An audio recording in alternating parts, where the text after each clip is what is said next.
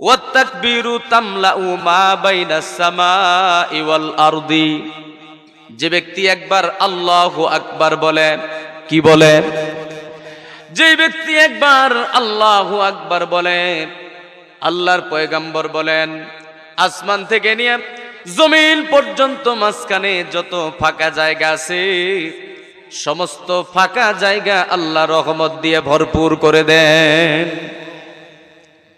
আমার ভাইয়েরা, আমাদের এই ছোট্ট জিন্দেগিতে এই দুনিয়াতে রহমত আর বরকত প্রয়োজন না হলেও, এই দুনিয়ার জমিনে সওয়াবের দরকার না পড়লেও, যখন এই দুনিয়ার থেকে বিদায় নিয়ে আরেকটা জগতে চলে যাব, আমার বাবাজিরা, এই দুনিয়াটাই আমাদের জন্য শুরুও নয়, এই দুনিয়াটাই আমাদের জন্য শেষ নয়। এই পৃথিবীতে আগমন করার পূর্বে আমরা আরেকটা জায়গার মধ্যে ছিলাম, মায়ের পেটে।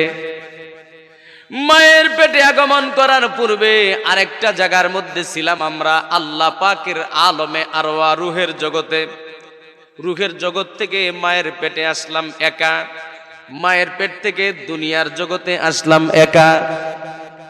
এই দুনিয়াতে আগমন করার পরে ভাই পাইলাম, বন্ধু পাইলাম, স্ত্রী সন্তানাদি আত্মীয় স্বজন পাইলাম। আমার আল্লাহ বলেন, বান্দারে তুমি মায়ের পেট থেকে দুনিয়াতে আসলে একা, দুনিয়াতে আসার পরে আত্মীয় স্বজন বন্ধু বান্ধব পাইয়া তুমি আল্লাহকে ভুলিয়া গেলা, আল্লাহর পয়গম্বরকে ভুলিয়া গেলা, আখিরাতের কথা তুমি ভুলিয়া গেলা। মনে রাখবা বান্দারে, এই দুনিয়ার থেকে যখন তুমি বিদায় হইয়া যাইবা, তোমার কোনো ভাই, তোমার কোনো বন্ধু, তোমার কোনো আত্মীয় স্বজন কেউ তোমার সাথে যাবে না। এই দুনিয়াতে মায়ের পেট থেকে যেমন আসছো তুমি একা, দুনিয়ার থেকে কবরে যাইতেও হবে তোমার একা। নাকি যাবে কে সাথে? যাবে ওই অন্ধকার কবরে, যেদিন আমরা চিরদিনের তরে বিদায় হয়ে চলে যাব। ওইখানে আমাদের টাকা পয়সার কোনো দরকার নাই, দরকার হলো নেকি। আমার ভাইয়েরা, বন্ধুরা আমার, এই যে আমরা বাংলাদেশে বাস করি, এই বাংলাদেশ থেকে যদি কোনো মানুষ ইন্ডিয়াতে যায়, বলেন তো দেখি, আমাদের টাকা, আমাদের দেশের 1000 টাকার নোট দিয়া ইন্ডিয়ার বাজারে সদাই করা যাবে নি? যাব? আমাদের দেশের 1000 টাকা নোট দিয়া সৌদি আরবে, বহির্বিশ্বের কোন দেশে সদাই করা যাবে না, কিচ্ছু দিবে না। একই দুনিয়া, শুধুমাত্র ভৌগোলিক সীমারেখার পার্থক্য। কথাগুলা ভালো করে বুঝবেন, দুনিয়া একটাই, শুধুমাত্র পার্থক্য হলো ভৌগোলিক সীমারেখা, যেটা আমরা মানুষ নির্ধারণ করেছি। মানুষ নির্ধারণ করার দুনিয়াতে এক দেশের টাকা যদি আরেক দেশে না চলে, ওই দেশে গিয়া ওই দেশের টাকা সংগ্রহ করতে হবে। তা না হলে আপনি যদি 1000 টাকার নোট বস্তা বোঝাই করে নিয়ে যান, কোনো লাভ নাই। লাভ আছে?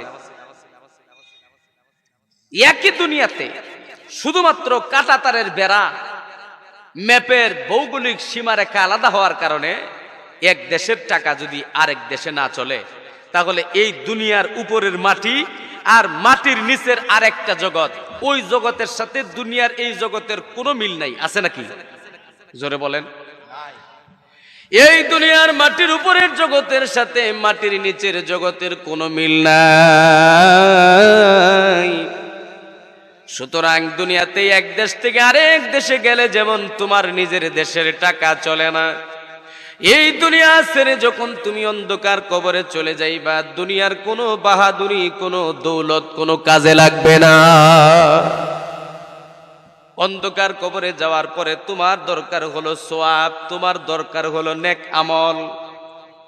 আমার ভাইয়েরা, 20 বছর জিন্দেগি কাটাইয়া দিলাম পোলাপানের ধান্দায়, 20 বছর থেকে নিয়ে 40 বছর পর্যন্ত কাটাইয়া দিলাম যৌবনের তাড়নায়। আল্লাহকে ভুইলা রইলাম। মাঝে মাঝে কখনো মনে চাইলে নামাজে হাজিরা দিলাম, আর নামাজের খবর রইল না।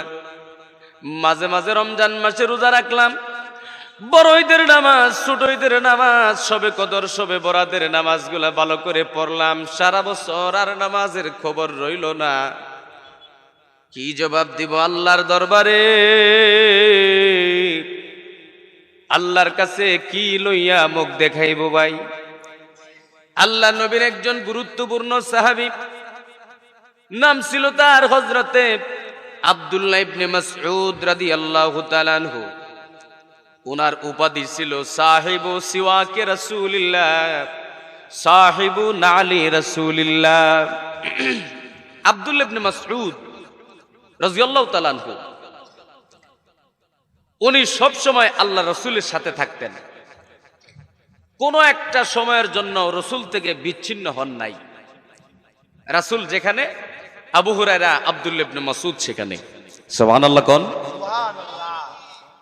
নবী আলাইহিস সালাতু ওয়াস সালাম যখন কোন রুমে ঢুকতেন জুতা খুইলা, আব্দুল্লাহ ইবনে মাসউদ নবীজির জুতা মোবারক সুন্দর করে উঠাইয়া নিজের বগলের নিচে রেখে দিতেন, যাতে কারোর পা না লাগে নবীর জুতায়।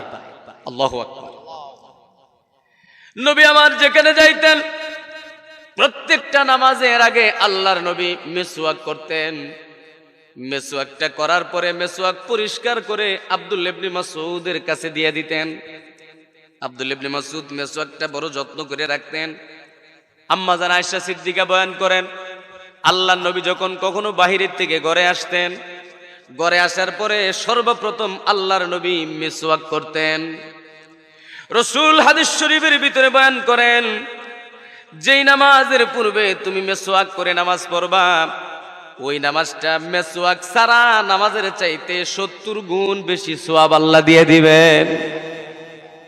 আল্লাহর পয়গম্বর বয়ান করেন, লাউলা আন আশুক্কা আলা উম্মতি লা আমারতুহুম বিসওয়াকি ইনদা কুল্লি সালাতিন ওয়ালা আখারতু সালাতাল ইশাই ইলা সুলুসিল লাইল, রাওয়াহু তিরমিজি। আল্লাহ রাসূল বলেন, আমি যদি আমার উম্মতের জন্য কঠিন মনে না করতাম, তাহলে আমি হুকুম দিতাম, হে উম্মত, প্রত্যেক নামাজের পূর্বে মিসওয়াক করতে হবে। এই হুকুম আমি দিতাম। জিবরাইল আইসা আমাকে মিসওয়াক করার ব্যাপারে এত তাগাদা দিয়েছেন যে আমার মনে হইল যে মিসওয়াক করতে করতে আমার দাঁতের গোড়া উল্টে যাবে। এত মিসওয়াকের তাগাদা দিয়েছেন আল্লাহর ফেরেশতা জিবরাইল আলাইহিস সালাম। হাদিস শরীফ আল্লাহ রাসূল বলেন, আস-সিওয়াকু মাতহারাতুল লিল ফাম ওয়া মারদাতুল লির রব। মিসওয়াক করার দ্বারাতে মুখ পরিষ্কার হয়, আল্লাহ খুশি হন। সুবহানাল্লাহ। মিসওয়াক নবীজির সুন্নাত। পকেটে মিসওয়াক থাকা, মিসওয়াক করা, ব্রাশের দ্বারাতে মিসওয়াকের এই হক আদায় হয় না। ব্রাশ আমরা ব্যবহার করি দাঁতের ময়লা পরিষ্কার করার জন্য, আমরা পান খাই, কত আবিজাবি খাই, ঠিক কি না? কিন্তু সুন্নত হলো মিসওয়াক। সুন্নত কি? রাসূল যদি হুকুম দিতেন যে উম্মত প্রতি নামাজের পূর্বে মিসওয়াক করতে হবে, যদি এই হুকুম রাসূল দিতেন তাহলে মিসওয়াক করা ওয়াজিব হইতো, বাদ দিলে গুনাহ হইতো। যেহেতু রাসূল এই হুকুম দেন নাই, এই জন্য মিসওয়াক করা বর্তমানে সুন্নত।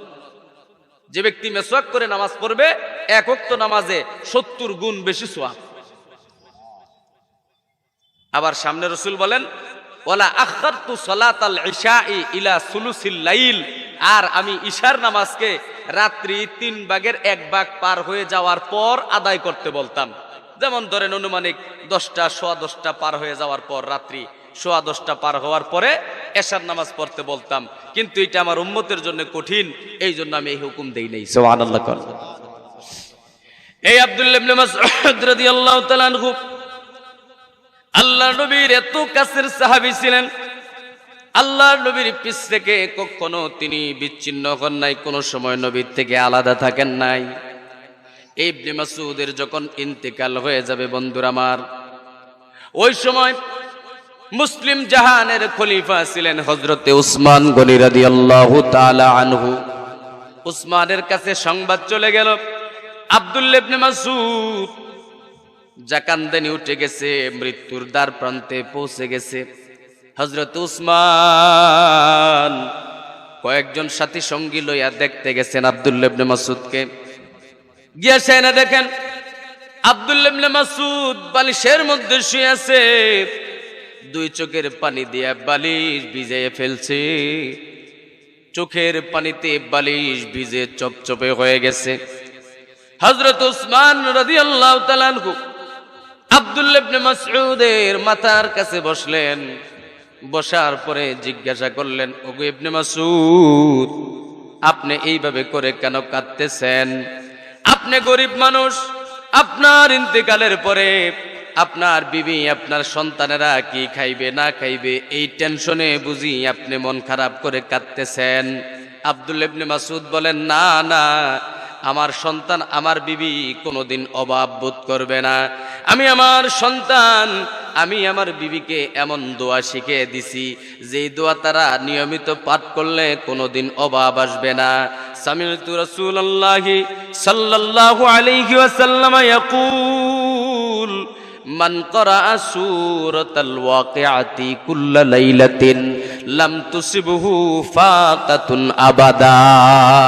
আমি আল্লাহর নবীকে বলতে শুনেছি, আল্লাহর পয়গম্বর বিশ্ব নবী বয়ান করেন, যেই মানুষটা প্রতি রাত্রে সূরা ওয়াকিয়া, কোরআনুল কারীমের সূরা ওয়াকিয়া তেলাওয়াত করে, ওই ব্যক্তির বাড়িতে কোনোদিন অভাব আসবে না।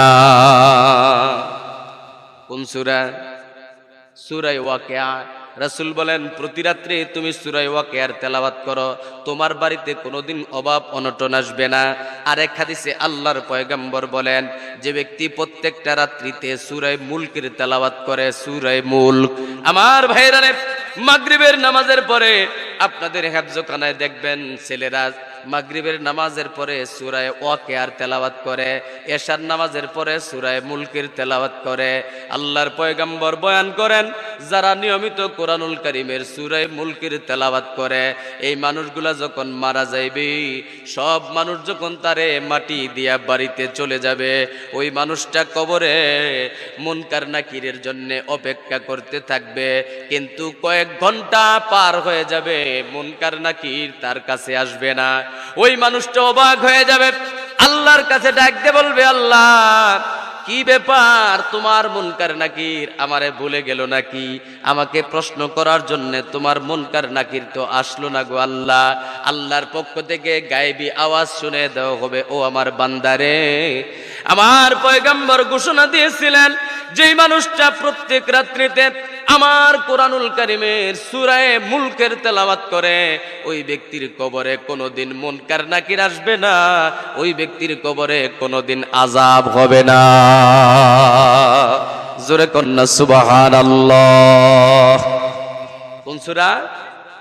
সূরা মুলক পড়বেন। যারা কোরআন শরীফ পড়তে জানেন, এশার নামাজের পরে সূরা মুলক তেলাওয়াত করবেন, মাগরিবের নামাজের পরে সূরা ওয়াকিয়া তেলাওয়াত করবেন। প্রতিদিন না পারেন সপ্তাহে অন্তত 3 দিন করবেন, ঠিক আছে না? আল্লাহ তৌফিক দান করুক বলে আমিন। ইবনে মাসউদ বলেন, আমি আমার নবীকে বলতে শুনেছি, সূরা ওয়াকিয়া হলো দারিদ্রতা দূর করার মন্ত্র। আল্লাহু আকবার। রিজিকের মালিক কে? আরো জোরে। আল্লাহ রিজিকের মালিক। কোন মানুষের কাছে রিজিকের জন্য ধর্ণা দিবা না, তোমার যা দরকার আল্লাহর কাছ থেকে চাইলো, ঠিক না ঠিক? আমার ভাইয়েরা, এবার হযরত উসমান রাদিয়াল্লাহু তাআলা আনহু ইবনে মাসউদকে ডাক দিয়ে বলে, গো ইবনে মাসউদ, তুমি যদি দারিদ্রতার ভয়ে না কাঁদো, তাহলে তোমার কান্নার কারণ কি? ওগো ইবনে মাসউদ, তাড়াতাড়ি বলে দাও। ইবনে মাসউদ বলেন, ওগো খলিফাতুল মুসলিমিন, আমি মনে হয় আজকের পরে আর বাঁচবো না, আজকের পরে মনে হয় এই দুনিয়ার আলো বাতাস আমি আর ভোগ করতে পারবো না। ও খলিফাতুল মুসলিমিন, আজকে যদি আমি মারা যাই, আল্লাহ পাকের সামনে যখন আমি দাঁড়াইব, আল্লাহ যখন আমারে জিজ্ঞাসা করবেন, ও ইবনে মাসউদ, তুমি আমার দরবারে কি লই আইছ, তখন আমি আল্লাহর দরবারে কি উপস্থিত করব, এই ভয়ে এই চিন্তায় আমি কান্নাকাটি করতেছি। আমার ভাইয়েরা, এই যে ছোট্ট একটা জিন্দেগি আল্লাহ পাক রব্বুল আলামিন আমাদেরকে দান করলেন, এই জিন্দেগির কোনো গ্যারান্টি নাই, আজকে আছি দুনিয়াতে কালকে নাই।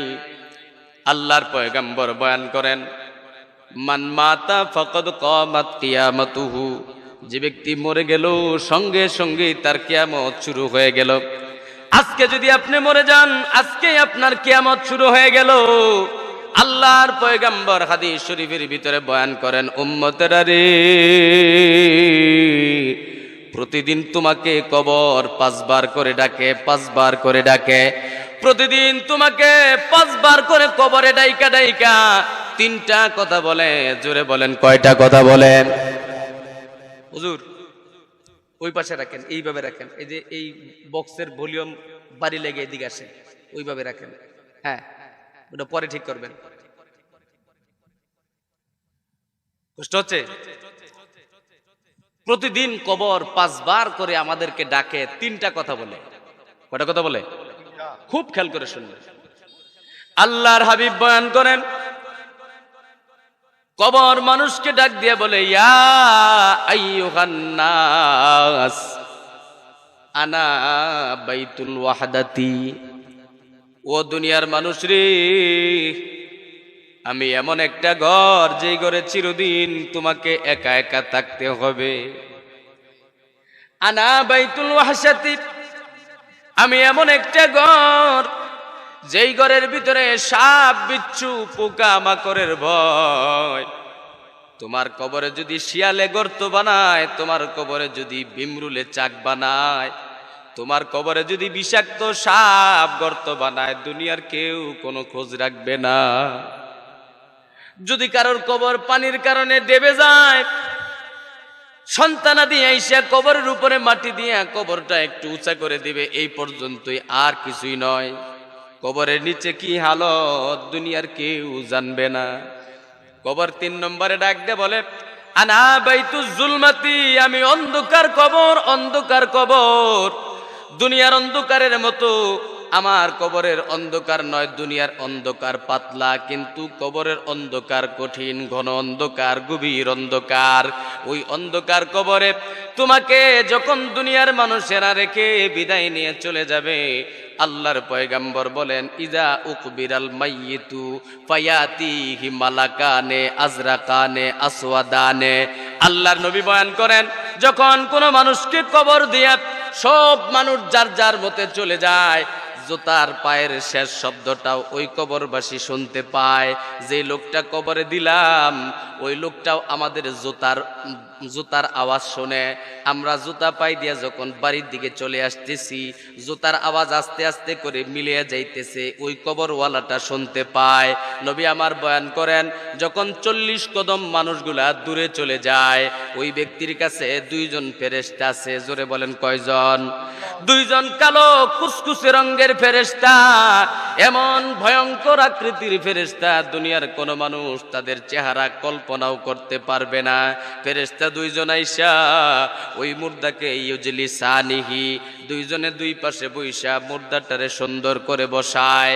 ওয়ায়াসআলানিহি, ওই মুর্দাটারে 2 জনে মিলা 2 পাশ থেকে প্রশ্ন করতে থাকে, মার রব্বুকা, তোমার রবকে। যদি ব্যক্তিটা মুমিন থাকে, কালেমা নিয়া মরতে পারে, ঈমান নিয়া মরতে পারে, তাহলে জবাব দিবে রব্বি আল্লাহ। সুম্মা ইয়াসআলানিহি ওয়ামা দীনুকা, তোমার দিন কি? ইয়াকুলুল মুমিনু দীনি আল ইসলাম। 3 নম্বরে প্রশ্ন করবে, ওমান যালিকার রাজুলুল্লাযী বুইসা ফীকুম। আল্লামা ইবনে হাজার আসকালানী রাহমাতুল্লাহ আলাইহি তার কিতাবের ভিতরে লেখেন, প্রতিটা মানুষের কবর থেকে নিয়া নবীজির রওজা পর্যন্ত আল্লাহ তাআলা কুদরতের সুরঙ্গ বানায়া দেন। আল্লাহর নবীর রওজার ভিতরে সিংহাসনের মধ্যে বসা, আল্লাহর নবীর দিকে ইশারা করে মুনকার নাকির ওই মানুষটারে জিজ্ঞাসা করে, ওই যে একটা লোক দেখা যায়, ওই লোকটারে চিনো নাকি? ওই লোকটাকে? তখন মানুষটা যদি মুমিন থাকে, যদি আল্লাহর নবীর খাঁটি আশিক থাকে, আল্লাহর হুকুমের পাবন্ধ থাকে, আল্লাহর নবীর চেহারাটা দেখা চোখের পানি ছেড়ে দিয়া ডাক দিয়ে বলবে, ও মুনকার নাকির,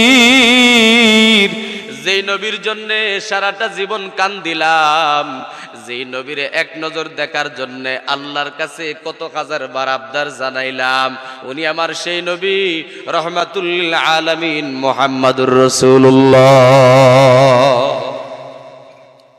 নবী আমার বয়ান করেন, এই 3টা প্রশ্নের জবাব যখন দিয়ে দিল, 3 প্রশ্নের জবাব পাওয়ার পরে ওই 2 ফেরেশতা আল্লাহর দরবারে চলে যাবে। একটু পরে আরেকজন ফেরেশতা আসবে, একটা কম্পিউটারের মতো একটা যন্ত্র নিয়ে। ওই যন্ত্রের ভিতরে জাহান্নামের সমস্ত আযাবের দৃশ্যগুলা দেখানো হবে। ওই মুর্দাটারে ওই ফেরেশতা ডাক দিয়ে বলবে, আল্লাহর বান্দা, তুমি যদি 3টা প্রশ্নের জবাব ঠিক মতো দিতে না পারতা, তাহলে এই জাহান্নাম হতো তোমার ঠিকানা। ও বান্দারে, তুমি আজকে 3টা প্রশ্নের জবাব ঠিক মতো দিয়েছো, সুতরাং তোমার ঠিকানা এইখানে নয়, তোমার ঠিকানা হবে জান্নাতে। আল্লাহ ডাক দিয়ে বলবেন, ইয়া মালাইকাতি কদ সাদাকা আব্দি, ও আমার ফেরেশতারে, আমার বান্দায় ঠিক ঠিক জবাব দিয়েছে। ফা আফরিশু লাহু মিন ফিরাশিল জান্নাহ, আমার বান্দাকে জান্নাতের বিছানা নিয়ে বিছায়া দাও। ও আলবিসুহু মিন লিবাসিল জান্নাহ, আমার বান্দাকে জান্নাতের পোশাক নিয়ে পরায়া দাও। ওয়াফতাহু লাহু বাবান ইলাল জান্নাহ, আমার বান্দাকে জান্নাত পর্যন্ত একটা সুড়ঙ্গ বানায়া দাও। জান্নাতের আলো বাতাস আমার বান্দার কবরে আসতে থাকবে। রাসূল বয়ান করেন, আর যদি লোকটা মুমিন না হয়ে কাফের হয়, বেদিন হয়, ফাসিক গুনাহগার যদি হয়, পাপী যদি হয়, ওই লোকটা 3টা প্রশ্নের একটাও জবাব দিতে পারবে না। তখন ফেরেশতা তাকে একটা যন্ত্রের মাধ্যমে দেখাবে জান্নাতের নাজ নিয়ামত, দেখায় সেইরা বলবে, আল্লাহর বান্দা, তুমি যদি 3টা প্রশ্নের জবাব দিতে পারতা, এই জান্নাতে আল্লাহ তোমারে দিয়ে দিতেন। কিন্তু তুমি আজকে 3টা প্রশ্নের জবাব দিতে পারো নাই, তোমার জিন্দেগিটা তুমি দুনিয়াতে খেলায় খেলায় নষ্ট করে এসেছো রে বান্দা। সুতরাং তোমার ঠিকানা জাহান্নাম, তোমার ঠিকানা জাহান্নাম। আল্লাহ নবী, বিশ্ব নবী বয়ান করেন, লা তাজুলু কদামা ইবনে আদমা মিন ইনদি রাব্বিহি ইয়াউমাল কিয়ামাহ হাত্তা ইউসআলা আন খামসিন। কিয়ামতের ময়দান যখন কায়েম হয়ে যাবে, আল্লাহ পাক রব্বুল আলামিন প্রতিটা মানুষকে সামনে নিয়ে প্রত্যেকটা মানুষকে পার্সোনালি ভাবে 5টা করে প্রশ্ন আল্লাহ নিজে জিজ্ঞাসা করবেন। জোরে বলেন, কয়টা? এমন অবস্থায় প্রশ্নগুলা জিজ্ঞাসা করবেন। রাসূল বলেন, ইন্নাকুম তুহশারুনা খুফাতান উরাতান গুরলা, তোমাদের কেমন অবস্থায় হাসরের ময়দানে তোলা হবে, তোমাদের কারোর পায়ে কোনো জুতা থাকবে না, তোমাদের কারোর গায়ে কোনো কাপড় থাকবে না, তোমাদের কারোর পুরুষ মানুষ কোনো পুরুষের খতনা করা থাকবে না, একদম উলঙ্গ অবস্থায়, খতনাবিহীন অবস্থায় খালি পায়ে হাসরের ময়দানে দাঁড়াইতে হবে। আম্মা জান আয়েশা বলেন, নবী গো, ওই দিন এমন অবস্থায় যখন আমরা দাঁড়াইব, একজন মানুষ আর একজনের দিকে তাকাইয়া তো লজ্জায় মরে যাবে। আল্লাহর নবী বলেন, আয়েশা, আল আমরু আসাদ্দু মিন আইয়ানজুরা আহাদুন ইলা আহাদিন। কিয়ামতের ময়দানে একজন মানুষ আর একজন মানুষের দিকে তাকাইবে তো দূরের কথা, নিজের দিকে তাকাবার কোনো খেয়াল কারোরই থাকবে না। ওয়ায়াকুলু কুল্লু ফারদিন ইয়া রাব্বি হাবলি নাফসি নাফসি, প্রতিটা মানুষ বলবে, আল্লাহ তুমি আমারে বাঁচাও, আল্লাহ তুমি আমারে বাঁচাও। আমার বাবাজিরা রে, 1 মাইল উপরে সূর্য চলে আসবে, মাথার উপরের খাপড়িটা টাস করে ফাইটা যাবে, মগজগুলা গইলা গইলা সিদ্ধ হইয়া 2 পাশ দিয়ে পড়তে থাকবে। পুরা ময়দানটারে আমার আল্লাহ তামার ময়দান বানায় দিবেন। দুনিয়াতে যত ধাতু আছে সবচাইতে বেশি দ্রুত গতিতে গরম হয় তামা, এই জন্য হাসরের ময়দানটারে আমার আল্লাহ তামা বানায় দিবেন। তামা, একদিকে সূর্যের তাপ আর একদিকে নিচে তামার আগুনের মতো তাপ।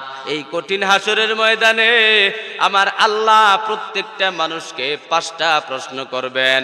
1 নম্বর প্রশ্ন, আন হায়াতিহি ফিমা আফনা, এ আমার বান্দারে, আমি আল্লাহ রব্বুল আলামিন তোমাকে 70 বছর 80 বছরের হায়াত দিয়েছিলাম, তুমি তোমার এই হায়াতে জিন্দেগিটা কোন কাজে নষ্ট করে এসেছো, জবাব দাও। আমরা কি করি না করি আল্লাহ জানে কি জানে না? জোরে কোন। আল্লাহ বয়ান করেন, ওয়ালাকাদ খালাকনাল ইনসানা ওয়া না'লামু মা তুওয়াসবিসু বিহি নাফসুহু ওয়া নাহনু আকরাবু ইলাইহি মিন হাবলিল ওয়ারিদ।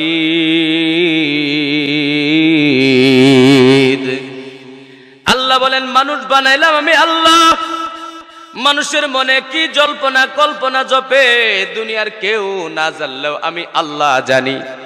তোমার জিন্দেগীর প্রত্যেকটা বিষয় আমি আল্লাহ মনিটরিং এর মধ্যে রাখি। তারপরেও কিয়ামতের দিন তোমার জিন্দেগীর ব্যাপারে তোমার নিজের মুখ থেকে শোনার জন্য আল্লাহ জিজ্ঞাসা করবেন, তোমার 80 বছরের হায়াত কোন কাজে ব্যয় করে এসেছো, জবাব দাও। কি জবাব দিব আল্লাহর কাছে? কি জবাব দিব আল্লাহর কাছে?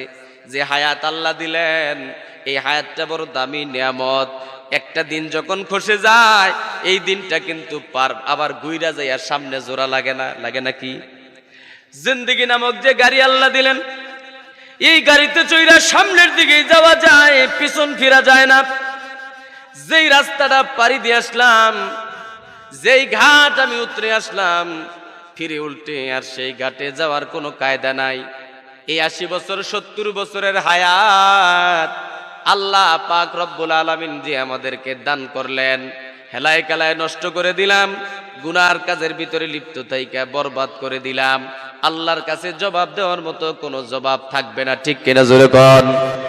2 নম্বর প্রশ্ন আল্লাহ করবেন, ওয়ান শাবাবিহি ফিমা আবলা, তোমার যৌবনকালটাকে তুমি কোন কাজে নষ্ট করে এসেছো রে বান্দা, জবাব দাও। আল্লাহর রাসূল বলেন, যৌবনকাল আল্লাহর বহুত বড় একটা দামি নিয়ামত। এই নিয়ামতটা অল্প দিনের অতিথি। যৌবনকাল কিন্তু বেশি দিন থাকে না, জোরে কোন ঠিক কিনা? আমার বন্ধুরা রে, এখানে অনেক মুরব্বী চাচামি আছে যারা এমন একটা বয়স পার করে আসছে, শীতের দিনে একটা মাত্র গেঞ্জি গায়ে দিয়া সারা রাত্রি বাইরে বেড়াইতো, ঠিক কিনা? এখন কম্বলেও শীত ছাড়ে না, লেপ গায়ে দিলেও শীত ছাড়ে না, চামড়ার মধ্যে বাস পড়ে গেছে রে ভাই। দাড়ি পাইকা শেষ হয়ে গেছে, মাথার চুল পাইকা শেষ হয়ে গেছে, মুখের খাবারের রুচিটাও ফুরিয়ে গেছে। আল্লাহর নবী বলেন, যখন তোমার একটা দাড়ি পাইকা গেল, ও বান্দারে হুঁশিয়ার হয়ে যাও, তোমার মরণের চিঠি আইসা গেল। তোমার শরীরের চামড়ায় যখন বাস পড়ে গেল, বান্দারে ভালো করে মনে রাখবা, তোমার দুনিয়া থেকে বিদায় হওয়ার চিঠি আইসা গেল। রাসূল বয়ান করেন, যৌবনকালে একটা সেজদার দাম আল্লাহর কাছে।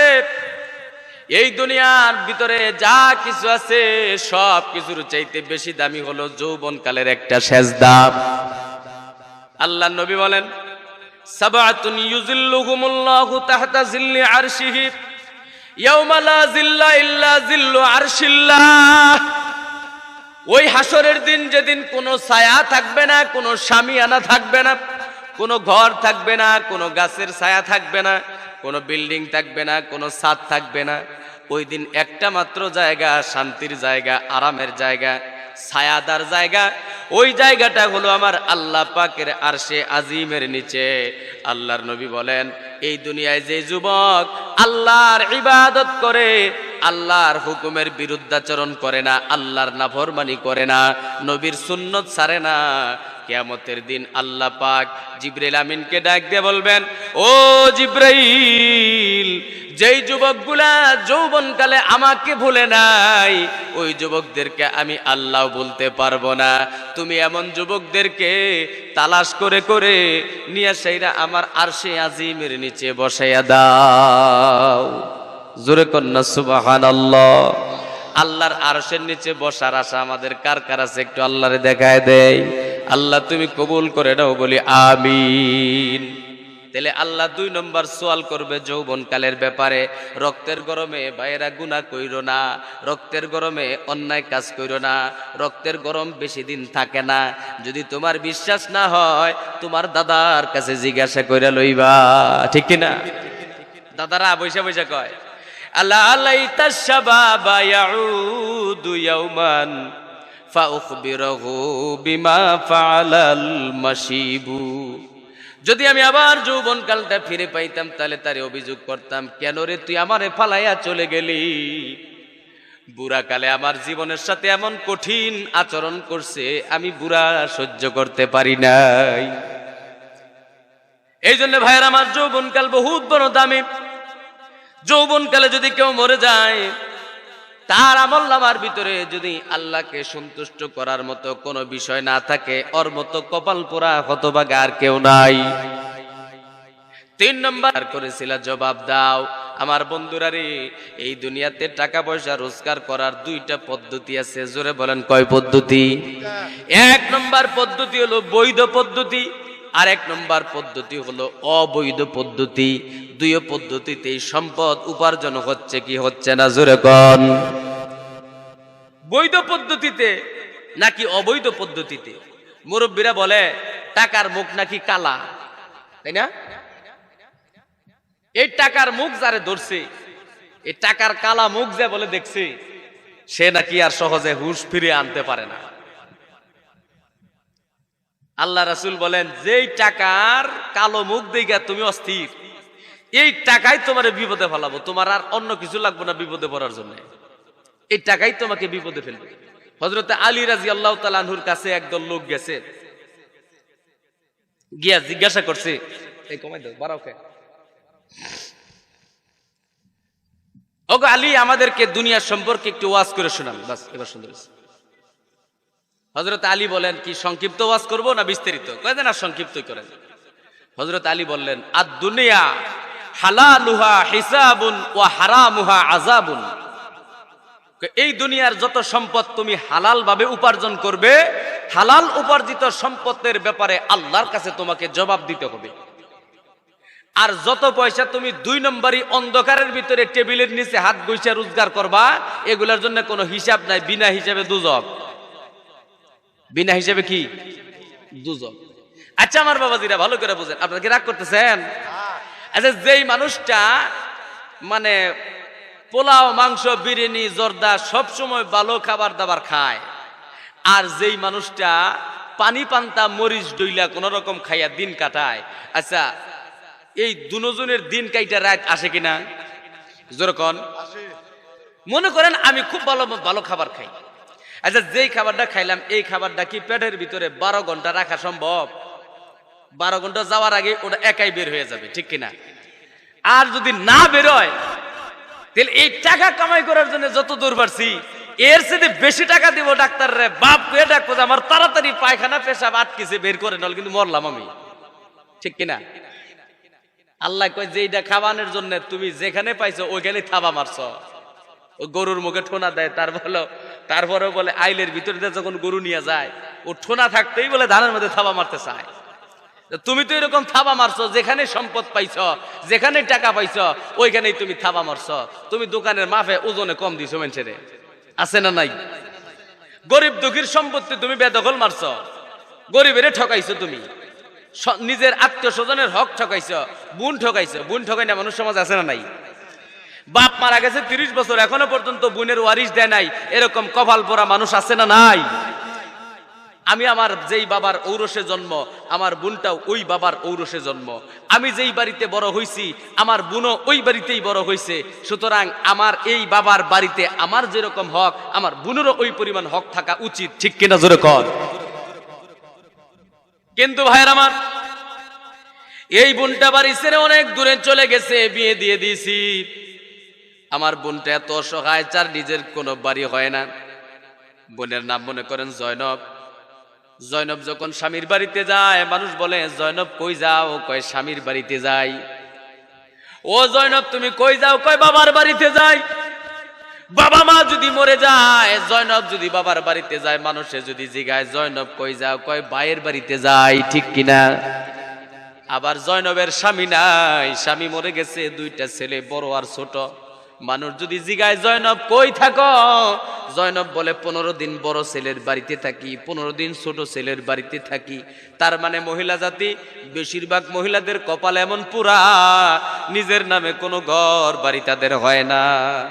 এই যে অপসংস্কৃতি, এই অপসংস্কৃতি আল্লাহ বানিয়ে দেয় নাই, নবীও বানিয়ে দেয় নাই। এই অপসংস্কৃতি সৃষ্টি করেছি আমরা, এই অপসংস্কৃতি বানাইছি আমরা। বোনের হক মারে দেই, বোনের ওয়ারিশ দেই না। বোন পাবো 20 লক্ষ টাকার সম্পত্তি, 1 লাখ টাকা দিয়ে পিঠের মধ্যে দো মারে দেই, বোন চলে যা, দেখ না কত পোলা ফান, এগুলো আমি কেমনে চলবো? বোন তো মায়ের মতো দরদি, কিচ্ছুই কয় না। আল্লাহ কয়, বুনে না কইলো আমার দরবারে তোর নামে অভিযোগ জমা হইতেছে, তুই যত দর বেশি থাকস আয় খালি আমার কাছে, দেখ কি করি। কথা বুঝতেছেন? আসো আমার কাছে, দেখো কি অবস্থা হয় তোমার। তুমি তোমার সম্পত্তি কোন পদে রোজগার করেছিলা বলে দাও। যদি হারাম পথে সম্পত্তি রোজগার করি, এই হারাম সম্পত্তির জন্য কোনো হিসাব হবে না, বিনা হিসাবে জাহান্নামের আগুনে চলে যেতে হবে। আর যদি কই আল্লাহ আমি আমার সম্পত্তি বৈধ পথেই কামাই করছি, এটা যদি জবাব দিয়ে দিই, আল্লাহ পাক 4 নম্বরে আরেকটা প্রশ্ন করবেন, ওয়াফিমা কুনতা আনফাকতা মালাকা, তোমার এই মাল দৌলত তুমি কোন পথে রোজগার খরচ করেছিলা বলো। তুমি তোমার সম্পত্তির সুষ্ঠু বন্টন করেছিলা নাকি অসম বন্টন করেছিলা? জবাব দাও। তুমি কি কারোর হক ঠকাইছিলে কিনা? তোমার উপরে গরিব দুঃখীর হক ছিল, তোমার উপরে মা বাবার হক ছিল, তোমার উপরে আল্লাহর হক ছিল। কথা ঠিক কিনা? আমার ভাইয়েরা রে, আল্লাহর পয়গম্বর বলেন তোমার যত সম্পত্তি আল্লাহ দিল, এই সম্পত্তি সবটুকু তোমার না। তোমার সম্পত্তি হলো ওই 2 প্রকারের সম্পদ, যেই সম্পত্তি তুমি নিজে খাইলা, ভোগ করলা, নিজে কাপড় চোপড় পরলা, নিজে যা কিছু মন চাইলো খাইলা, এইটুকু হলো তোমার দুনিয়াতে তোমার উপার্জিত সম্পত্তির মধ্যে তোমার ফায়দা, তোমার লাভ। আর তুমি আল্লাহর রাস্তায় যা দান করে গেলা, আল্লাহ পাক বলেন ওয়ামা তুকাদ্দিমু লিআনফুসিকুম মিন খাইরিন তাজিদুহু ইনদাল্লাহ। আল্লাহর কাছে তুমি যা কিছু পাঠিয়ে দিলা, কিয়ামতের ময়দানে আল্লাহ তোমার জন্য তাই বাড়ায়া বাড়ায়া বিরাট পরিমাণ তোমার জন্য বানায়া রাখবেন। এছাড়া তুমি যত খাদায় খাদায়, যত বিঘায় বিঘায় সম্পত্তি তুমি করে যাও, ওই সমস্ত সম্পত্তি তোমার ওয়ারিসানদের হয়ে যাবে। নাকি আমার সাথে কবরে যাবে? জোরে কোন। এই জন্য আমার আল্লাহ পাক রব্বুল আলামিন বলেন, বান্দারে সম্পত্তি বড় হিসাব করে কামাই করবা, সম্পত্তি বড় হিসাব করে ব্যয় করবা।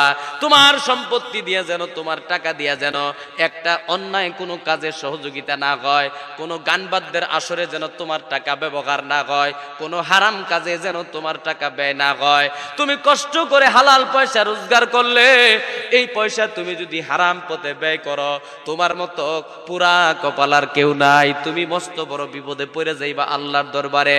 এই জন্য বিবির হক ঠিক মতো আদায় করো, মেয়ের হক ঠিক মতো আদায় করো, ছেলের হক ঠিক মতো আদায় করো, মা বাবার হক ঠিক মতো আদায় করো, সমাজের হক ঠিক মতো আদায় করো, আল্লাহর হক আদায় করো, আল্লাহর পয়গম্বরের হক আদায় করো, গরিব দুঃখী ইয়েতিম অসহায়দের হক আদায় করো। তুমি যদি দুনিয়াতে পাহাড় পরিমাণ সম্পত্তি রেখে যাও, তোমার নামে তোমার সন্তানেরা আল্লাহ রাস্তায় দান দিবে না, দান করবে না? করবে নাকি? কোন ব্যক্তি কি এমন আছে নাকি যে লোকটা তার বাবার নামে 20 শতক জমি কোনো মসজিদে মাদ্রাসায় দান করছে? এরকম পাওয়া যাবে নাকি সহজে? তাহলে বোঝা গেল, আমি কষ্ট করে পয়সা রোজগার করলাম, কষ্ট করে সম্পত্তি রোজগার করলাম, এইগুলার থেকে যা নিজে খাইলাম ওইটুকুই আমার, আর যা নিজের হাত দিয়ে আল্লাহ রাস্তায় দান করে গেলাম, ওইটাই হলো আমার পরকালীন পুঁজি। তাছাড়া কিছুই আমার কপালে জুটবে না। আমার ভাইয়েরা, আমি আমার আলোচনা একদম শেষ প্রান্তে চলে এসেছি। আমি আপনাদের কাছে একটা আবদার জানাবো এখন। আপনারা কি বেজার হবেন নাকি? খারাপ লাগতেছে ভাই? আমি কিছুক্ষণের ভিতরে ছেড়ে দেব ইনশাআল্লাহ। এই যে আপনাদের জামিয়া ইসলামিয়া দারুল উলুম রায়দের পাড়া মাদ্রাসা, এই মাদ্রাসার ভিতরে যে ছাত্ররা পড়াশোনা করে, যে হুজুররা পড়ায়, আমার কালামেরও তেমন পাওয়ার। আমার কালাম যারা পড়ে, আমার কালাম যারা পড়ায়, আল্লাহর নবী বয়ান করেন, আল্লাহর কালাম কোরআনুল কারীমের উসিলায় রব্বুল আলামিন 1 ধরনের 2 ধরনের নয়, বরং 4 ধরনের মানুষকে আল্লাহ জান্নাত দিয়ে দিবেন। কয় ধরনের মানুষ? 1 নম্বরে মুআল্লিমুল কুরআন, কোরআনের যারা উস্তাদ, কোরআনের যারা শিক্ষক। এই যে আপনাদের রায়দের পাড়া মাদ্রাসার যারা হুজুর, এই হুজুরদের বেতন 15-20 হাজার কারোরই নাই, আছে নাকি? একদম সামান্য সীমিত বেতনে এই হুজুরেরা রাত দিন 24 ঘন্টা, 6-7 ঘন্টার সময় ঘুম আর আরাম, আর বাকি 17-18 ঘন্টার সময় আমাদের বাচ্চাদের পিছনে মেহনত করে কাটাইয়া দেয়। রাত্রি 3টা যখন বেজে যায়, উস্তাদ বেল বাজাইয়া দেয়, সবগুলো ছাত্র ঘুম থেকে ধরফর করে উইঠা বরফের মতো ঠান্ডা পানি দিয়ে উজু কইরা পাকা ফুলের উপরে আল্লাহর কালাম কইলা তেলাওয়াত শুরু করিয়া দেয়। যখন ওরা মাথা ঘুমাইয়া ঘুমাইয়া আল্লাহর কালাম তেলাওয়াত করে, তখন তাদের শরীরের ভিতরে কোনো শীতের আমেজ থাকে না। আল্লাহর সাথে ওই বান্দাদের সাথে অন্তরের একটা কানেকশন পয়দা হয়ে যায়। ওই বাচ্চার মাথা যদি আপনি চাপ দিয়ে ধরে রাখেন, যদি নড়াচড়া করতে না দেন, ও পড়তে পারবে না। আবার যখন সাইরা দিবেন, আবার পড়া চালু হয়ে গেছে। কেন চালু হয়েছে, কেন এমন হয়? আল্লাহর পয়গম্বর বলেন, যখন কোনো বান্দা আল্লাহর কোরআন খুইলা তেলাওয়াত করা শুরু করে দেয়, আল্লাহর রহমতের দুয়ার তাদের মাথার উপরে খুলে যায়। বৃষ্টির মতো আল্লাহর রহমত আর বরকত তাদের মাথার উপরে পড়তে থাকে। আর সেই রহমতের ওজনের কারণে তাদের মাথা একবার সামনে যায়, আবার পিছনে যায়। চিৎকার দিয়ে বলেন সুবহানাল্লাহ। এই যে হুজুর এত মেহনত করে, দুনিয়ার কোনো স্বার্থে নয়, একমাত্র আল্লাহকে খুশি করার জন্য। জোরে বলেন, কারে খুশি করার জন্য? আল্লাহ বলেন, বান্দারে তুমি আমারে খুশি করার জন্য আমার বান্দাদের ছেলে মেয়েদেরকে কষ্ট করে পড়াইতেছ, আমি আল্লাহ তোমাদেরকে জান্নাতি বানিয়ে দিলাম। 2 নম্বরে মুতাআল্লিমুল কুরআন, কোরআনের যারা শিক্ষার্থী, কোরআন যারা পাঠ করে, যারা কোরআনের ছাত্র, এরা আল্লাহর জান্নাতি। আল্লাহর নবী বলেন, এই কোরআনের তালেবে ইলম, এই ছোট্ট ছোট্ট বাচ্চাগুলা, এদের পাঞ্জাবির ময়লা, এদের শরীরের ভিতরে ময়লা, পয় পরিষ্কার তেমন একটা বোঝে না। কারণ এই বেশিরভাগ পোলাপানগুলো নাবালক, ঠিক কিনা কোন?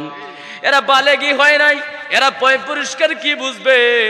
আবার নুরানিতে যারা পড়ালেখা করে, সারাদিন চোখ সিলেটে ঘষাঘষি করতে করতে প্রতিদিন পাঞ্জাবি দিয়ে দেওয়ান লাগে, এত ময়লা পড়ে যায়। আল্লাহ নবী বলেন, এই ময়লা পাঞ্জাবিওয়ালা, এই ময়লা ছোট্ট ছোট্ট বাচ্চাগুলা যখন রাস্তা দিয়ে গাইটা যায়, ওই রাস্তার কিনারায় যদি কোনো গোরস্থান থাকে, গোরস্থানের ভিতরে যদি আযাব হয়ে থাকে, ওই তলেবে ইলমের উসিলায় আল্লাহ পাক ওই গোরস্থানের কবরের আযাব মাফ করিয়া দেয়। শুধু তাই নয় ভাইয়ের আমার, এই বাচ্চাগুলা যখন রাস্তা দিয়ে হাইটা যায়, এদের পায়ের তলায় আল্লাহর রহমতের ফেরেশতারা নূরের পাকা ঢুকায় দেয়, বিছায়া দেয়। শুধু তাই নয় বন্ধুরা আমার, এই ছেলেগুলা যখন হাফেজ হয়ে যাবে, আলেম হয়ে যাবে, আল্লাহ পাক কিয়ামতের ময়দানে এদেরকে ডাক দিয়ে বলবেন, আমার হাফেজ সাহেব, আলেম সাহেব, তুমি আমার জান্নাতে যাও। তখন ওরা বলবে, আল্লাহ তোমার জান্নাতে আমি একা কেমনে যাই? আমার বাবা, আমার মা, আমার আত্মীয় স্বজন বড় কষ্ট করে টাকা পয়সা দিয়া আমারে পড়ালেখা করায়া মানুষ বানাই দিছে গো আল্লাহ, তাদেরকে রাইখা তোমার জান্নাতে আমি কেমনে যাই?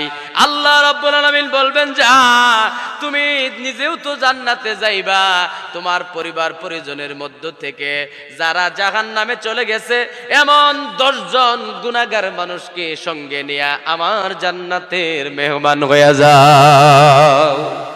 আমার বাবাজিরা রে, তাহলে মুতাআল্লিমুল কোরআন, যারা যারা কোরআনের শিক্ষার্থী, তারা আল্লাহর জান্নাতি। 3 নম্বর হলো মুহিব্বুল কোরআন, যারা কোরআনকে ভালোবাসে, কোরআনের মধ্যে চুমা লাগায়, কোরআন বুকে ধারণ করিয়া আরাম করিয়া রাখে, কোরআন মাথার উপরে নিয়ে রাখে, কোরআন দিয়া চোখ মুছে, কোরআন তেলাওয়াত করে, কোরআনের জন্য পাগল পারা, আল্লাহর কোরআনের জন্য সব কিছু করতে যারা রাজি, আল্লাহ পাক বলেন এরা জান্নাতি, জান্নাতি। ছোট্ট একটা ঘটনা বলবো ভাইয়ের আমার, তারপরে আমি আপনাদের কাছে একটু সময় হাত পাতবো। আমার বাবাদিরা, এই ভারত উপমহাদেশ এক সময় ব্রিটিশদের কলোনি ছিল, উপনিবেশ ছিল, ঠিক না বেঠিক?